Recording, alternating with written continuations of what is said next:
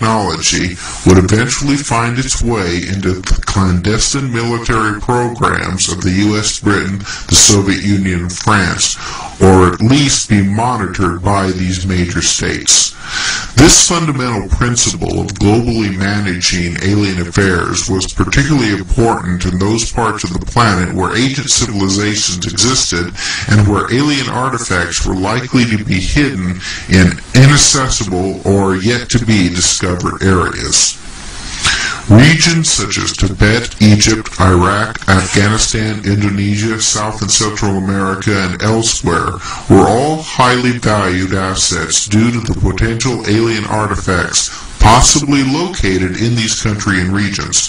The global cooperation between the U.S. and the Soviet Union and other permanent members of the UN Security Council members in responding to the alien presence and gaining access to alien artifacts yielded to intense strategic cooperation for control of these territories and their hidden treasures.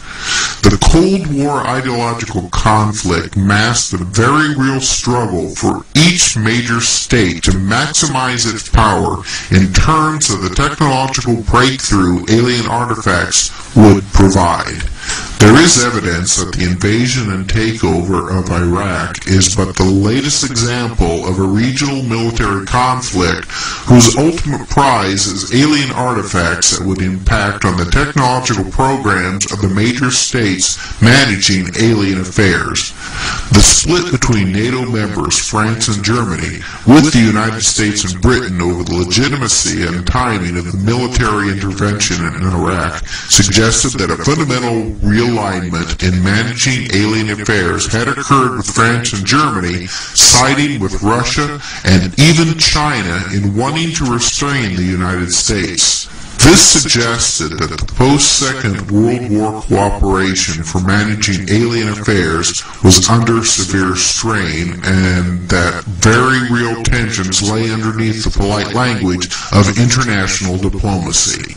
The fifth major policy adopted for globally managing alien technology and the alien presence was that the major powers would cooperate in responding to the challenge posed by both the remnants of Nazi Germany and their hidden military bases in Antarctica and South America, and to one or more alien races that had continued to assist the Nazi elites. This cooperation by the major powers was marked by agreements to not disclose this information to their respective general publics and most elected political officials.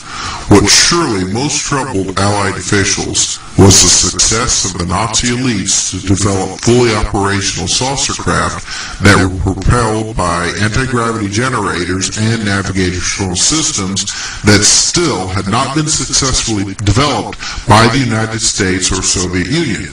This Nazi success occurred well before the Allied states were able to develop their own fleets of saucer ships. According to Colonel Steve Wilson, the first successful U.S. anti-gravity flight took place on July 18, 1971 at S4 Dreamland, also known as Area 51, wherein light-bending capabilities were also demonstrated to obtain total invisibilities.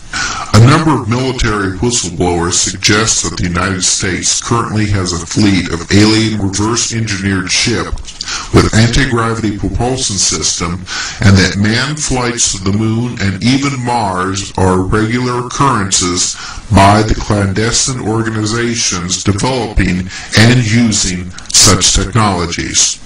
The chief legacy of the Nazi-alien connection is that Nazi enclaves continue to influence a key region of the planet, namely South America, leading to numerous political and economic crises in that continent, which continues to seriously impact on the lives of South American citizens. Furthermore, there are claims by a number of researchers that Nazism continues to covertly influence government policy at the highest level in countries such as the United States, Russia, and to a lesser extent, Britain and France, through the Nazi scientists and intelligence officials brought into those countries after the Second World War. These former Nazi scientists and officials assumed prominent leadership positions in the clandestine programs to develop alien-inspired technologies, and thus become Trojan horses for Nazi principles and beliefs, both in government and corporations that fulfill numerous contracts that service the military and intelligent communities in the United States. This is especially the case in projects that involve mind control and genetic experiments that utilize alien-inspired technologies for a variety of purposes.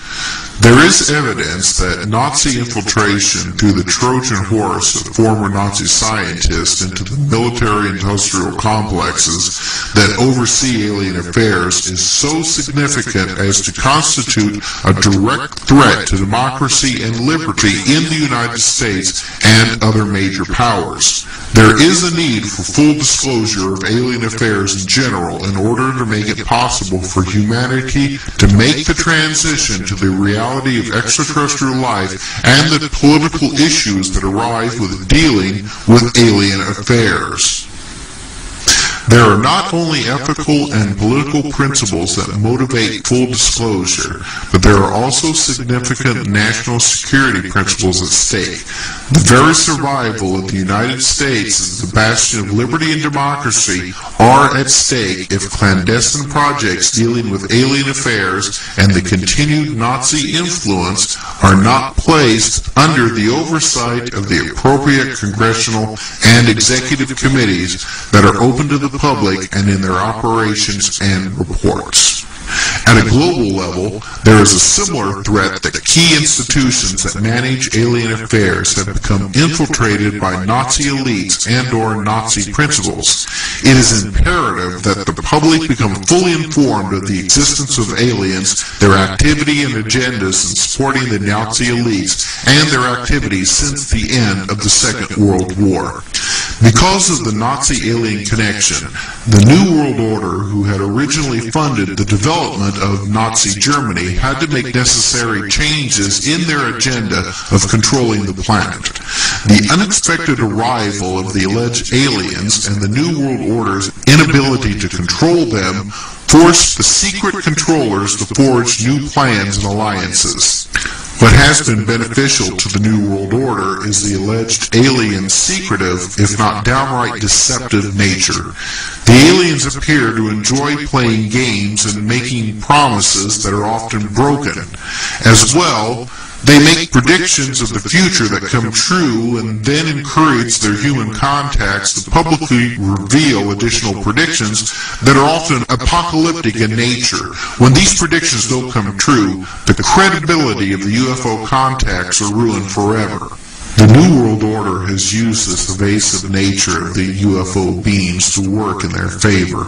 While the secret alliances have worked for decades to keep UFOs secret, the New World Order has done everything possible to spread the news that UFOs are alien spacecraft.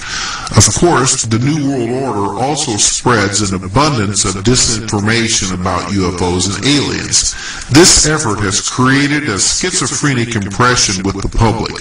One side believes that all UFOs and the creatures that pilot them are extraterrestrial, while the other side thinks that UFOs are simply the work of overproductive imagination.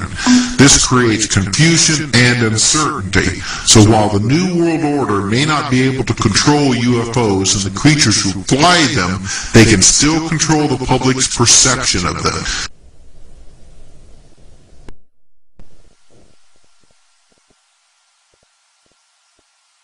The frightening truth is that no one really knows the true natures of UFOs and the beings who pilot them. They could be extraterrestrials, but there is also good evidence that they could be time travelers or from other dimensions.